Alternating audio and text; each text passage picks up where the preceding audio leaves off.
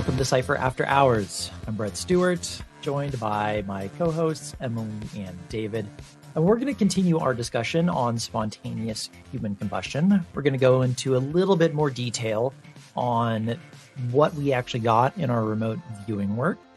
Going to circle back on some of the more interesting or some of the more kind of out there possibilities that may exist as part of the cause for spontaneous human combustion. And even in some of these stories, the ones that we even looked at, the Mary Reeser case, as well as the doctor case, there's some other interesting elements to these that I did want to at least have a discussion about. And I think David and Emily and myself, we actually all may land a little bit differently on what really is going on here, even in light of the remote viewing data, because the remote viewing data seems to point at the mechanics of what's happening, but what caused those mechanics is still a little bit up for debate. And so I think we're going to investigate those in this show, have a little bit of discussion, and complete the deep dive on this topic. So I think I'll begin with my remote viewing work. And where we left off in the main show was the actual death event. I looked at the Mary Reeser case, and my work was describing there was a subatomic reaction occurring in my remote viewing data, in that this is an isolated case or an isolated place where there's a significant centrifugal force arising. So my actual sketch on my remote viewing site template, so this is kind of where all the data lands in the remote viewing session to piece it all together. I drew this singular point that I described as subatomic, and it's a particle, it's electrical, it's a matter that is similar to, or at least it reminds me of something like uranium. So we're talking the infinitesimally small is where the origin of this entire event begins. And my analogies I was using, it's like this is a miniature black hole that is opening up. Extreme heat and extreme light is emitting out of it. I described it kind of like a supernova event, but at almost an infinitesimally small size. And it also acted as a vacuum. So as much as the energy was expanding outwards in these smaller areas, it was also pulling energy and sucking things in like a vortex as well. And so I described that this is a snapshot. It's a brief moment that occurs and then is gone. And there's a centrifugal force that creates this shielding element that acts as a barrier. And I found that this piece of data was really interesting in relationship to what we know about the sites where only a few things burn. It's very centrally located either to one part of the bathroom, in the case with David's example, but in the Mary Reeser case, it was just where her chair was. And even the things that are just a foot away from this extreme heat that could melt plastic across the room, nothing else caught fire. So what my data seems to suggest is that the event itself has an ingredient associated with it that acts as a shielding force. And I think that is actually as a result of the vacuum, that there's a feeder element that may very well be the air. I'm not sure, my data didn't say, but it is a gaseous event.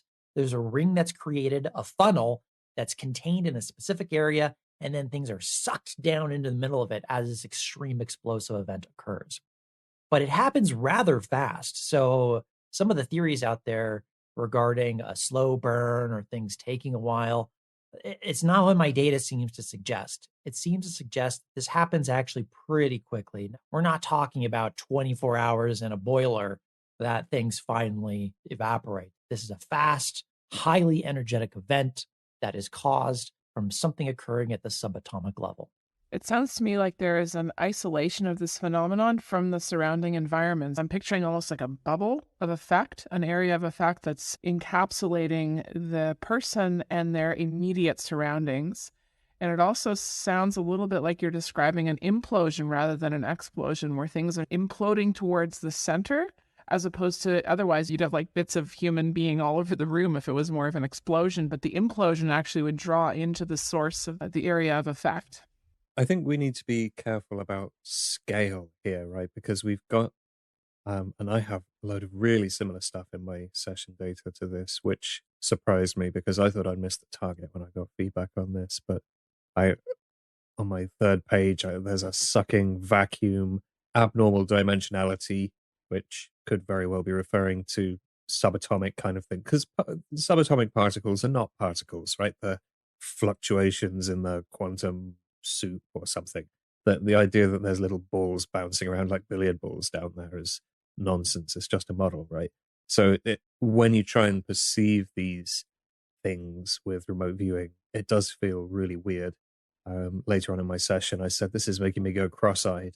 It's like if you stare at one of those magic eye pictures for ages and then you break your eyes away and you have to rub them. It feels weird, doesn't it? It's kind of like that. It's twisting your perception to look at this. So I had this sucking vacuum. I said, and black hole as well, portal or black hole or something, this weird point that's kind of relates to this strange ghost shadow world.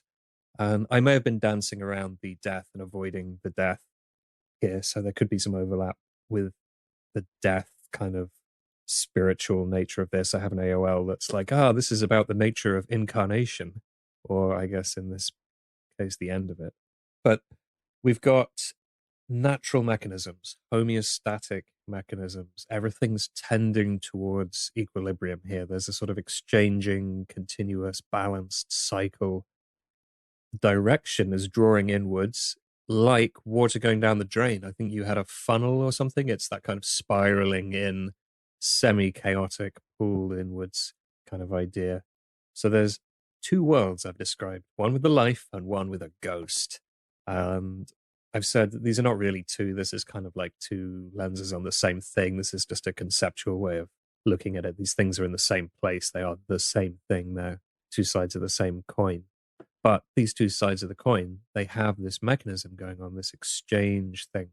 So I felt like the ground disappeared from beneath my feet, like I'm dropping down into this subatomic, odd context where everything's getting a little bit metaphorical, and it's very hard to put meaningful words to this because even the nouns we have like atoms and protons and electrons and things, even these are just models, right? They're not billiard balls. They're kind of ripples on the quantum pond. So it's really hard to make sense of this stuff casually in a quick remote viewing session. So I also got this idea of isolation. That's what I wanted to say about scale in your session, Brett. We've both got this drawing in, sucking in, strange, spiraling, funneling, energetic process that's natural, and it has a barrier around it. And I wrote that it has like the area of influence is inside that boundary, and there's like particles flying out. I said it actually feels like jumping off the cliff in the ERV cooldown, where it's just like weightless and spacious, and just the whole thing has kind of lost its form. Yeah, there's other work that I've seen on this topic that actually also is in alignment with this idea of almost like there's sparkles that begin to appear in the space around the person or even in the person where we're not quite sure, but it exists at the site. And they described it as like Christmas tree lights just sprinkling up like boing, boing, boing, little lights binging on all around the individual as this begins. But then as that's occurring, the data suggests that at least one organic life form appears sickly somehow, and they begin to rot from the inside out. And so it's like it began internally, but then the effects began to get greater and greater and greater, that it began to affect them on the outside. And it's like there's something in the air that's catching fire, but it's not the air that's catching fire. It's something subatomic that is having a reaction to some unknown force. That's a natural mechanism. Even in their work, they described it as this is like an actuator that operates on natural mechanics. There's something dense at the bottom, airy in the middle, and then there are these things that remind the viewer of like spores that seem to be going upwards and lightening up. And so it's a really weird, almost esoteric type of thing that seems to be happening here, because you don't see this just happen every day. but the mechanics described in the remote viewing are weird. I think this might be a good place to introduce a theory that is out there. It would be one of the more woo theories, but it's not necessarily derived from remote viewing data. There are people who say there are these subatomic particles. One of the terms applied to it is pyroton, like from pyrotechnics, but like a proton, and that this is a substance that interacts with human cells, creating a microscopic Hiroshima sort of effect. I don't know what, if any, scientific basis there is for this particular thing, but it is a woo theory that's out there, and it does seem to match up with what you and David are describing. I would say it's maybe broadly consistent, but like, why this theory? Where does it come from? Because take this for a counterpoint. We could be describing the physics at the atomic level of fire here, right? That would be really weird to be remote viewing inside. It's a really alien environment. So I don't think we can nail our data down necessarily and say this is definitely this kind of particle at this scale. So if this person who's hypothesizing pyrotons has a reason for hypothesizing pyrotons, I want to hear it. You know, like, where does this come from? So we're really trying to pin down scale. It's like, at what scale is this effect occurring? And our remote viewing data, unfortunately, doesn't really help us with scale. I actually had a go at getting scale in my session because I was so confused about what I was looking at, because I was looking at this tiny thing, but it just seemed to be on its own. It wasn't in the body of some guy.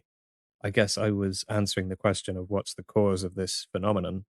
Let's move to the logical context of this, because this process is happening. I got multiple versions of this. There's loads of these little round points, and they're all doing this pinging thing, which, going back to lighting a candle, this could be photons are emitted when electrons jump up and down the energy levels in the shells of the atoms, and that's the conventional scientific model of what happens. But if you, as a remote viewer, go and look at that process of an electron losing energy and creating a photon, it's like ripples creating flashes of light and all this wild stuff. It could be we're looking at a process like that that's not so esoteric. Yeah, I think I can see the argument from both sides, is that when you take it from the remote viewing lens, if you zoom in far enough and it's strange enough from your own personal experience, everything may seem woo.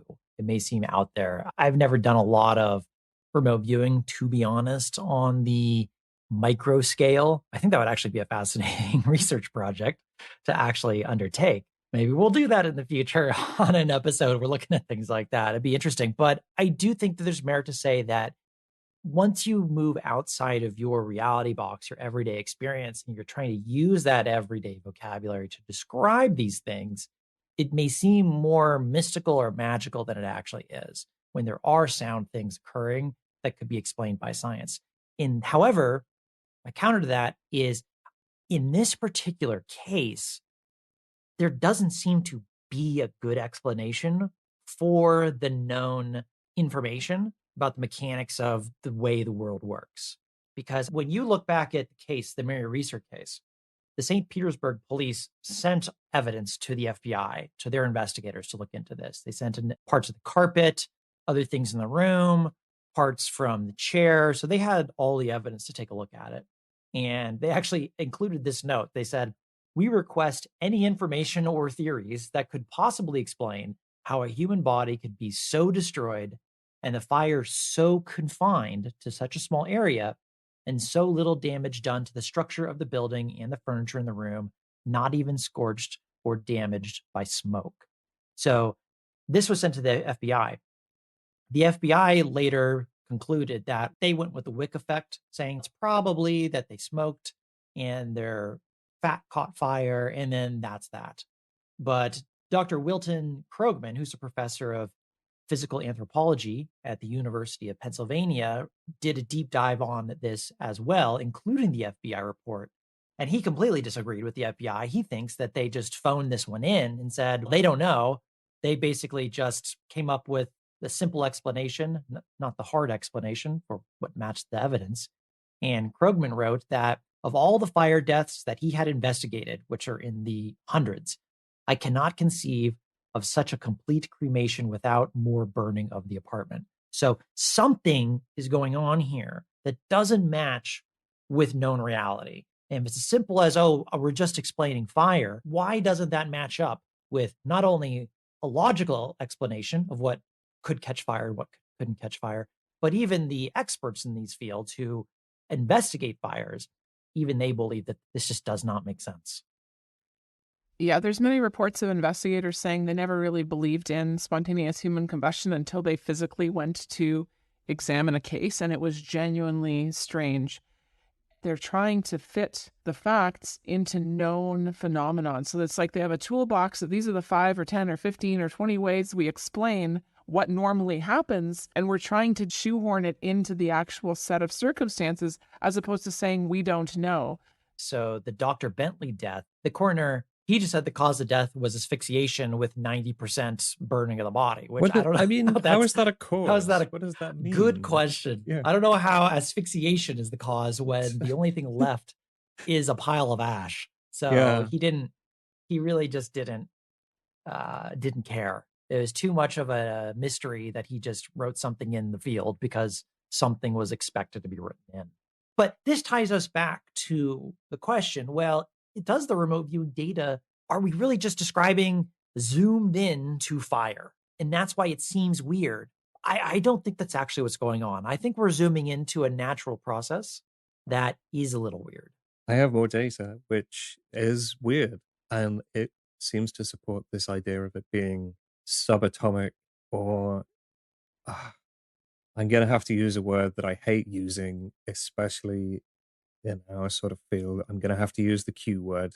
This could be an effect at the quantum level rather than at the sort of subatomic particle level. So are either of you guys familiar with the idea that information has an energy value to it? Like there is a quantity of energy required to encode one bit of information in the universe. This idea shows up in my session. I say this process, it's an instantaneous information processing entropic process of information being destroyed or created. I go on to describe this interchangeability between information, energy, and matter. But the actual process itself is kind of like a reflection or a bouncing off, where something comes along and it hits a wall. This wall is a metaphor, the king of all metaphors. It hits the wall and bounces off. But in this process, it flips.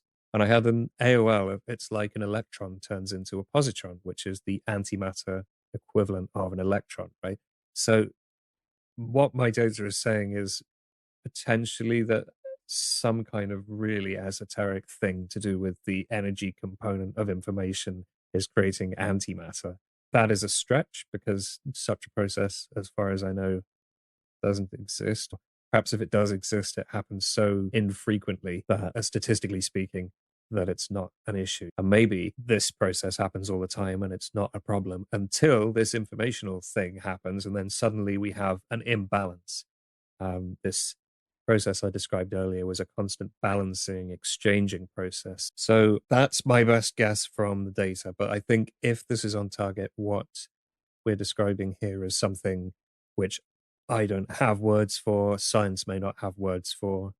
This is getting into the kind of the idea that the universe is made of information and consciousness rather than that it is made out of quantum things or billiard balls or whatever science is saying at the moment. Well, I think we actually might, maybe after all is said and done, agree on what this may be at the end of the show. I don't know. We'll have to see. But there's an interesting similarity between the two cases. One of them is that both of these individuals were actually rather elderly. Mary Reeser was 67, I believe, and Dr. Bentley was 92. So Dr. Bentley certainly a bit more up there than Mary was, but they were older. They were up in years. I know there's other ones, I believe, where they were younger, but in these two cases, they were older. But in the data, project data that I ran on Mary, we got information that it was like, not exactly like, but it was like she was already sick in some capacity, but it wasn't actual illness. So it never kind of tacked on to, oh, there's an organic illness that's going on, and then that would cause this. But through a lens darkly, trying to explain it with the vocabulary that we have available to us in remote viewing, it's like they were sick in some way.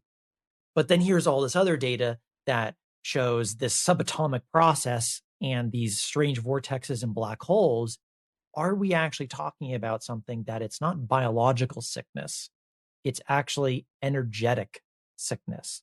There's something so nuanced in just the right degree that the natural process was called forth, just like when you light a match, it calls forth. This is a natural process. This is more esoteric kind of process that's happening at a subatomic or dun dun dun a quantum level. Who really knows? But that those ingredients were there, and then that's what set it off like a keg. I definitely agree with that postulate, Brett. I think that when I have looked at this topic in the past, I always got the sense that there was something about the individual, not a third party entity or another force coming in attacking the person, but that there was something about the individual that was off or not quite right, and very likely on a non-physical level. So whether you call it a subtle body or an astral or etheric body, there was some sort of a non-physical illness that I believe there's actually components of the non-physical that help us hold our physical form to the shape and the health that we have. And so if you end up with a disease on a non-physical plane, that can actually manifest in the physical plane. And in this case, it seems like it could be a bit of a runaway effect. I also have a little hint of a runaway effect in my session, but the sketch I've drawn looks like nuclear fusion. It's a chain reaction with arrows, numbers, 1, 2, sort of doubling knock-on effect. It's a really neat way of looking at this. The idea that this is a phenomenon of consciousness, because that we don't have spontaneous desk combustion or spontaneous rock combustion. Like, these are people that do this. Like, cosmic rays don't hit your shoes and they suddenly combust. Those are the only bits that don't combust, right? This is human beings. So what have the human beings got, aside from many liters of water, that other things haven't, which is this concentrated energy body complex of consciousness, however you want to model it, that there's a conscious being in there, right? So that distinguishes humans from things which don't spontaneously combust. And perhaps that also explains why it's only the bodies that burn, because that's where the consciousness is. That's where it's coming in. Perhaps it is the conscious will that the body combusts, not that the building does. So it's said that all successful magic looks like a coincidence. So perhaps these incredible coincidences we're seeing where the house just magically doesn't happen to catch fire, perhaps these are coincidences which are manifest from the fact that this is a phenomenon which originates in consciousness. So the universe is saying this person burns, nothing else does. And then all of these weird things that we can't make sense of are all coming together in weird ways to make that happen. That's why we can't pick up these physical bits of it and say, here's the process. They get cigarette ash on them and then their fat melts and blah, blah. That's why it's never clear. Something's always wrong. Something always contradicts the other cases. So I think you guys have solved it. That's mystery solved. Let's go home.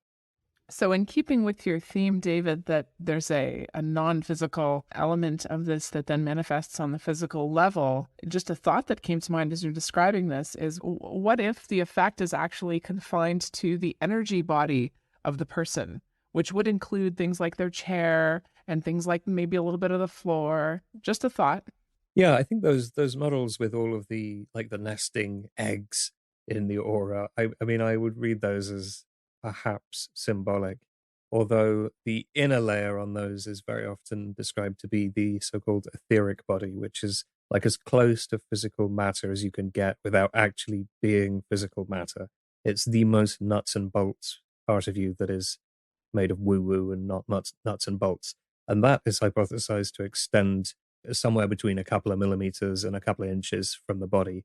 I think another lens we could take a look at, and I know you had thought about this before, Emily, there are experiences that people have that are more esoteric in nature, such as a kundalini awakening event, and how oftentimes that's described as the phoenix rising, is that you have these individuals have these spontaneous, there's that word again, spontaneous kundalini awakenings, where energy is moving through their spine typically, and it's very esoteric and almost like they're connecting with the universe, and they have these epiphanies and these awakening moments, and then it changes them for the rest of their life. Some people seek these out to actually create a kundalini awakening, but a lot of people have these spontaneously. What if, this is a big what if, and you probably talk more about this than me, Emily, but what if these events are spontaneous kundalini awakenings gone wrong? Like there is a piece of the information that would cause that to occur that was off kilter. And therefore, because there was an ingredient that was wrong, you're already dealing with a very explosive thing from a, let's say, energetic perspective. Well, that it actually turned into a physically explosive thing, which ended the person's life and ended in the catastrophe that we see in the aftermath. That's right. Not only is the Kundalini awakening sort of a metaphysical thing, but many people who claim to experience this awakening actually report physical, almost like a burning sensation in their gut. They feel like they're burning up from the inside out. And that would perhaps be a case of Kundalini awakening that isn't a runaway effect. And that's a key thing, I think, is that in the stories that both David and I looked at, is that even in my work, it's described as there is a runaway effect. It's like a chain reaction is occurring. And the end result is you have, well, we know what the end result is because it's in the story, you have a pile of ash. But the chain reaction is how you get there. But there are other stories, and I know you did some research on this, David, where perhaps that chain reaction stopped or wasn't able to fully continue to the point to where the individual is all that's left is their foot in a slipper. And what are some of those? Isn't one of them where I know you mentioned this before? It's like some people saw like flames coming out of people's mouths, but there are other stories where it's seemingly like the process began, but then somehow got halted halfway or before it could really overtake the whole system. I believe there's a couple where the combustion event took place in the presence of witnesses who then seemed to manage to put the person out. In both those cases, I believe the person did later die, which is interesting because on the one hand, if they were extinguishable, that rather rules out some esoteric internal thing. How would you put out a process that's on the inside of the body? But on the other hand, why would they die? They would presumably just suffer some moderately severe burns and get better. The idea of flames coming out of the mouth, there's the case of Jean Safin, where she combusted in the presence of two relatives and they reported fire coming from her mouth, but the official report said that her clothes were burned and she burned from the outside. So this could just be a case of the unreliability of eyewitness testimony when there's really emotional things going on. Like there's a reason that these are not relied upon in court.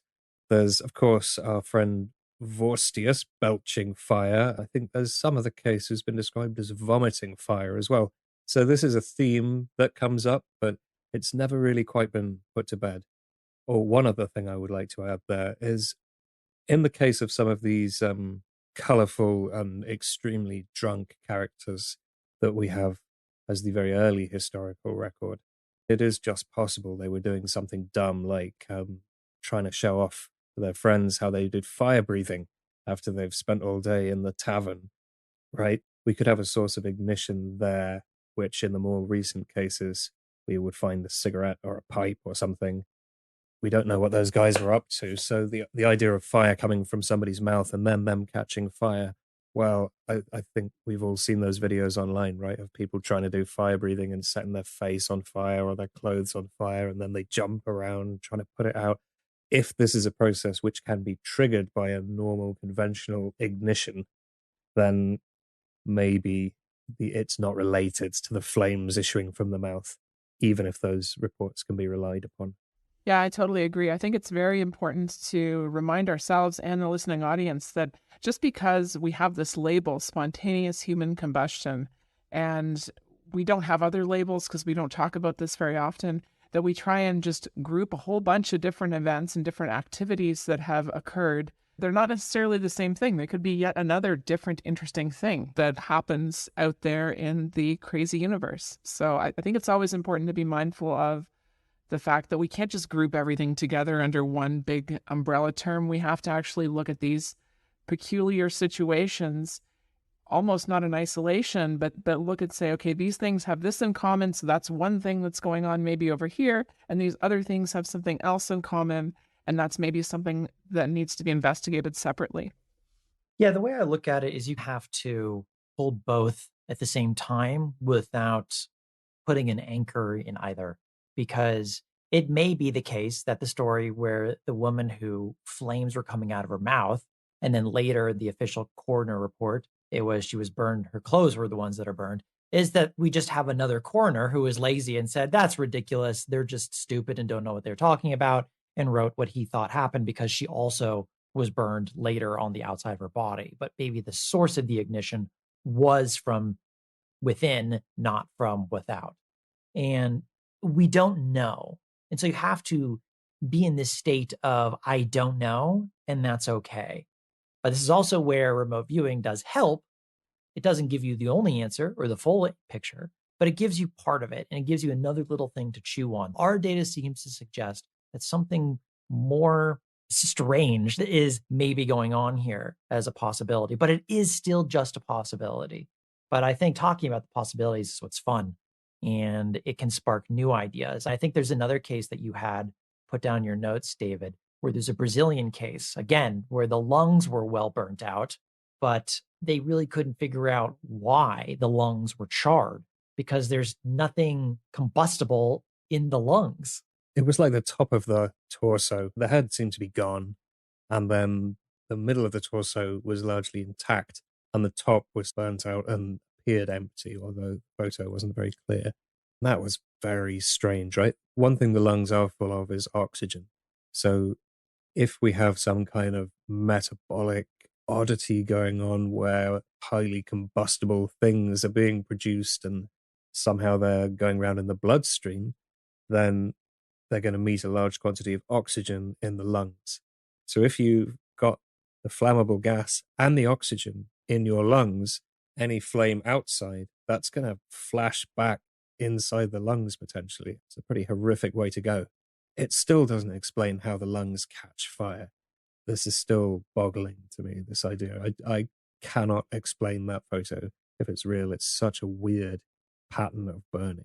There's another case that I was reading about where somebody was out on a fishing excursion and it was described that their skin caught fire. Part of their arm was combusting through the fabric of the clothes, just a random patch of skin. They were able to put the fire out, and there were burns that were reported by medics apparently after the fact. I don't know whether that counts as spontaneous human combustion or even if that counts as the same phenomenon that you were describing, David, with the lungs. When you say they're lighting on fire, is that like with actual flames licking up, or is this more of a singeing? This one report I read had actual flames coming out. So, wow. Because this could be chemical. One idea which I toyed with as a potential cause for this, but didn't really do anything with, is the concentration of flammable or volatile chemicals. Phosphorus is a really important element in the body for metabolism. But then you have phosphorus compounds like phosphine gas, which is hydrogen phosphide, I think. Anyway, it spontaneously ignites when it comes into contact with oxygen. It just goes boom. And this is responsible for, or is theorized to be responsible for, some of these cases where you have swamp gas that bubbles up and it ignites when it reaches the surface. We talked earlier about methane, and I've done some research in the break after our main show because the flames are always described and pictured as being white or yellowy white. And interestingly, I discovered that only about 50% of humans have the bacteria in their gut that produce methane. So while all humans produce flammable farts, half of them will burn blue and half of them will burn with a more yellow flame. And that's hydrogen burning with a yellow flame. I'm just trying to think of what you'd have to eat to produce that much natural gas in order to completely combust. Well, the amount of energy in the gas is quite low as well. So it's on the order, according to this person who's helpfully done the calculations and posted this on Quora. So thank you, Mac Tan.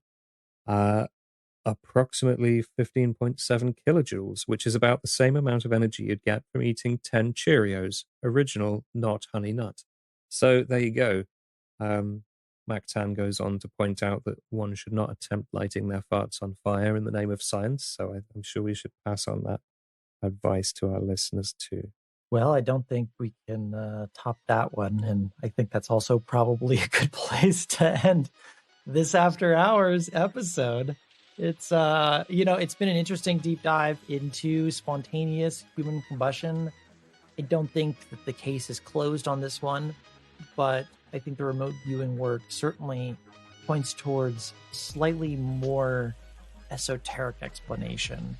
It may not be in the esoteric, energetic woo explanation either. It's more of the nature of reality, and that we're trying to pull back the lid and understand aspects of reality that aren't well understood even by science. And to me, it makes sense that whatever's causing this, due to how many strange aspects are occurring, it makes sense to me that there's some kind of unknown force, not a malevolent force, but just an actual physical force in reality that may be at play here. I think that's where we're going to wrap it up. Thank you all for joining us on this After Hours episode of the Cypher Podcast. We had a lot of fun recording this one and doing the remote viewing work. With that, if you know anyone that would also enjoy the Cypher Podcast, we'd love it if you'd share it with your friends. Also, we do take suggestions over on the cypher.com website for members. So if you have an interesting topic that you think would make great tasking for both David and I, go over to the contact form. There's a drop down there where you can select add a suggestion for a show, and that just makes sure that in our email system we don't get spoiled and only Emily sees it. So if you got one, we'd love to hear from you. So with that, we're going to wrap it up here. Thank you for joining us, everyone, and take care.